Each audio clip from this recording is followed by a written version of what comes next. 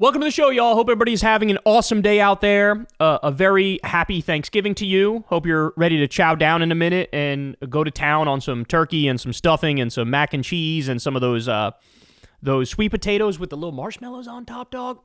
Those are my favorite. Those are my favorite. That's like the A++ Thanksgiving food. So I hope everybody's having a great one.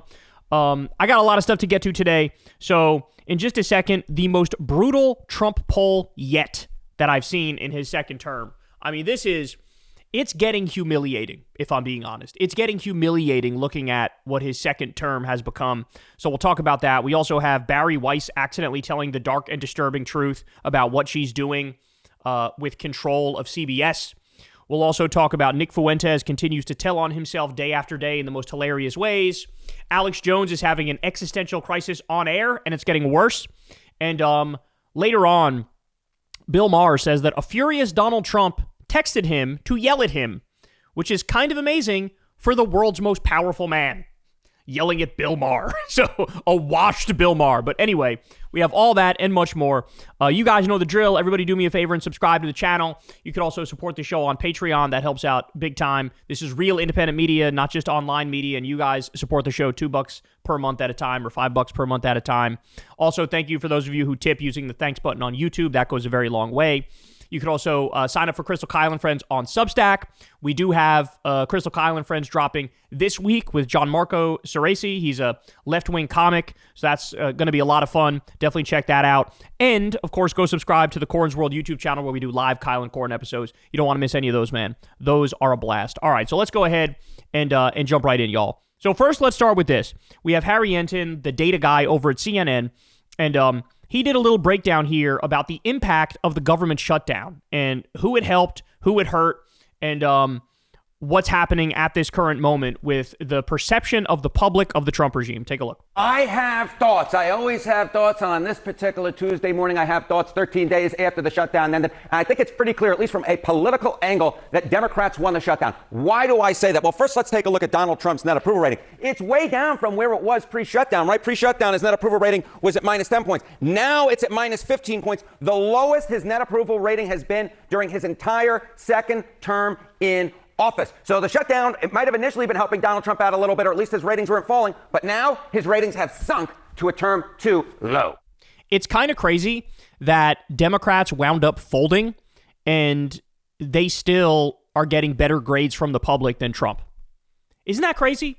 It's kind of crazy that Democrats like Chuck Schumer decided, all right, let's just cave. And the public is still going, fuck Donald Trump. I hate that motherfucker. That's amazing. That's amazing. What about Democrats? Is there a way to measure how they may have fared? Yeah, okay. So, a lot of times we look at, what's congressional Democrats' approval rating? I think that's the wrong way to look at it, because what Democrats want is they want to get back into power. And the way they're going to get back into power is by winning the 2026 midterm elections. Unless, of course, there's so many House Republicans who resign over the course of the next year, although that's not likely to happen. But take a look at the... There's actually reporting that may be likely to happen. I don't know. I think we talked about it on the show the other day. But after Marjorie Taylor Greene left, you have a whole bunch of other Republicans going, I don't want to be here. I don't want to be here. I don't want to be Trump's doormat. I don't want to get these fucking death threats that I'm getting from the public. I don't want to do this. So it is possible. It is possible. Trump is on thin ice. You might have mass MAGA resignations. The generic congressional ballot. Pre-shutdown, they were ahead by 3 points. Where are they now? They're ahead by 5 points. Their lead has widened. It is extended. When you look at those who are absolutely certain to vote, that is likely voters. We saw that in the Marquette University Law School poll last week. This 5-point lead went to 9 points. So the Democratic lead on the generic ballot has widened. Donald Trump's political position has worsened. I don't see how you can look at both of those angles and conclude anything other than Democrats, at least from a political point of view, won this shutdown. Yes. Look, I think it's fair to say that.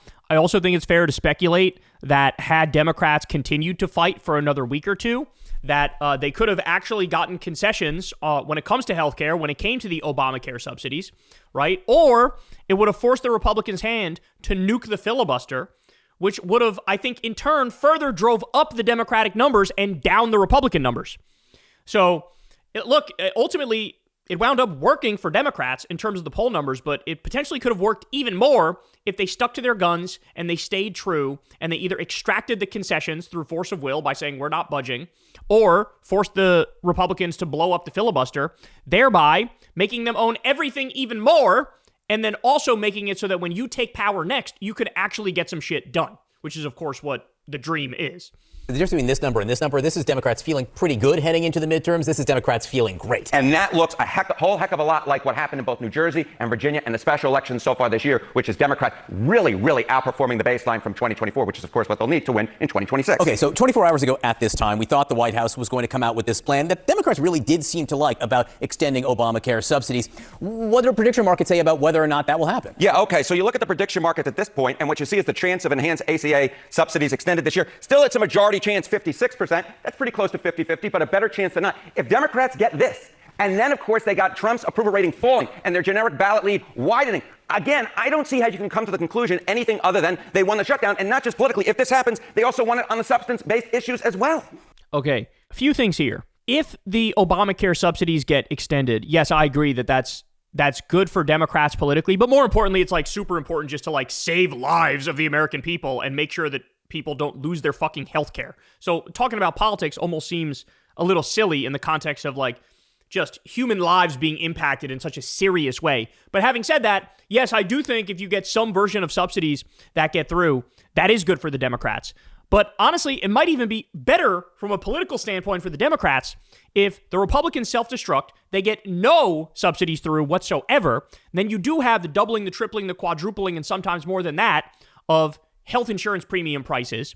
Because then you go from Republicans being 14 points down in the generic ballot to being like 26 points down in the generic ballot, because they are going to squarely get blamed for all of the pain the American people are feeling, and rightly so.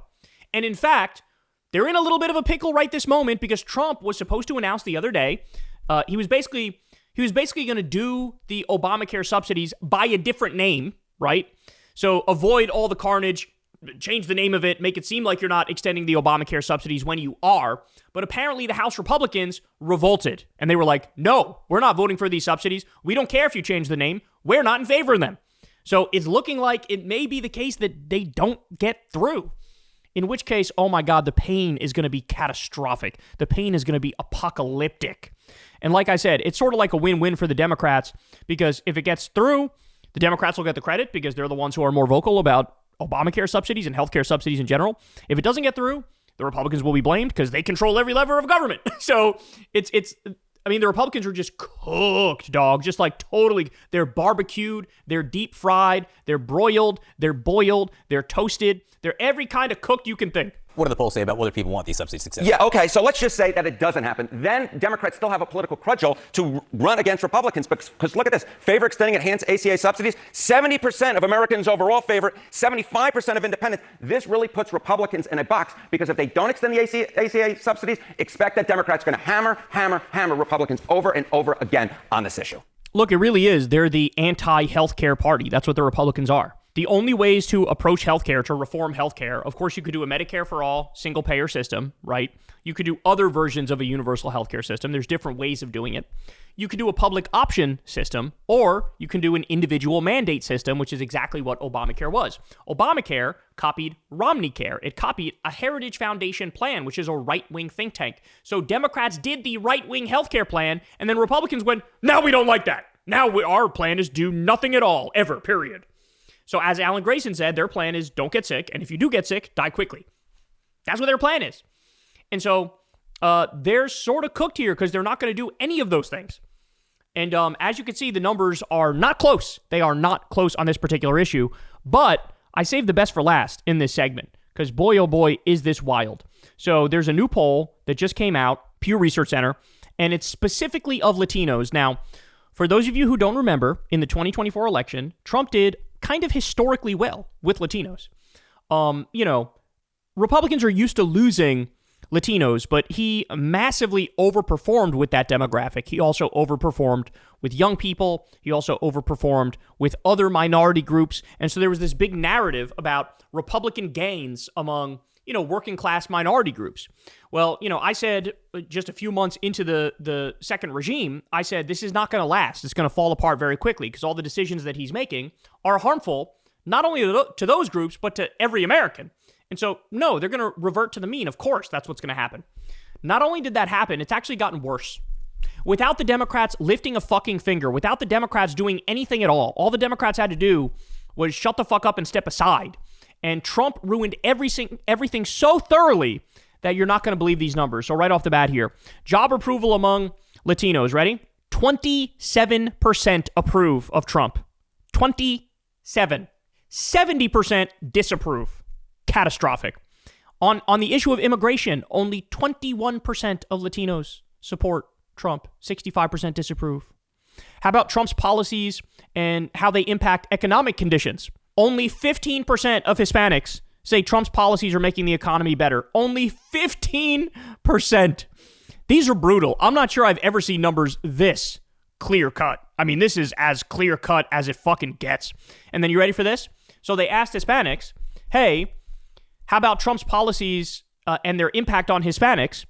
Only 10% said his policies are helpful for Hispanics. 10%. 78% said hurtful. So all of those gains that he made. And by the way, the Republican gerrymandering was done under the assumption that, those gains that were made are permanent. So Republicans wanted to do all this gerrymandering in Texas and elsewhere, and they were creating a bunch of new Republican districts, but it'd be like R+3 districts. Okay, well now that R+3 district is like a D+12 district because you motherfuckers ruined everything and made everybody hate you. So if anything, it kind of fucking backfired. It backfired massively. So this is, shit. This is doomsday. With independents, it's also doomsday. Doomsday. With young voters, it's also doomsday. He's not he's even bleeding from some of his most ardent base supporters. That's what people need to understand, is that when you look at what he's done with the Epstein files, how he's hiding the Epstein files, how he's clearly, he might as well tattoo guilty on his forehead with how he's reacting here. That alone has made it so some of his most ride or die people are like, wait a second, hold on. I thought you were trying to expose the pedophile billionaire cabal.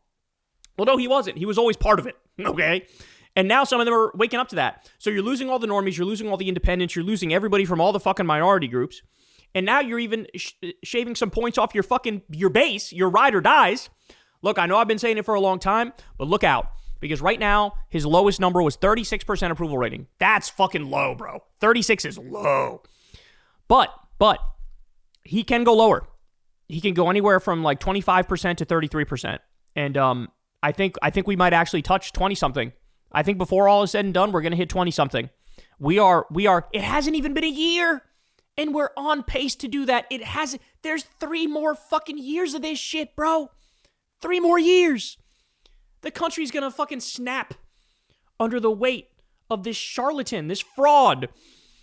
So buckle up, because it's about to be a wild ride, but all of the numbers coming out now are just spelling utter doom for the Republican Party. Hey, y'all, do me a favor and like and subscribe. It helps out big time in the algorithm. Click the bell as well for notifications when videos drop, and watch that video on screen right now. You know you want to.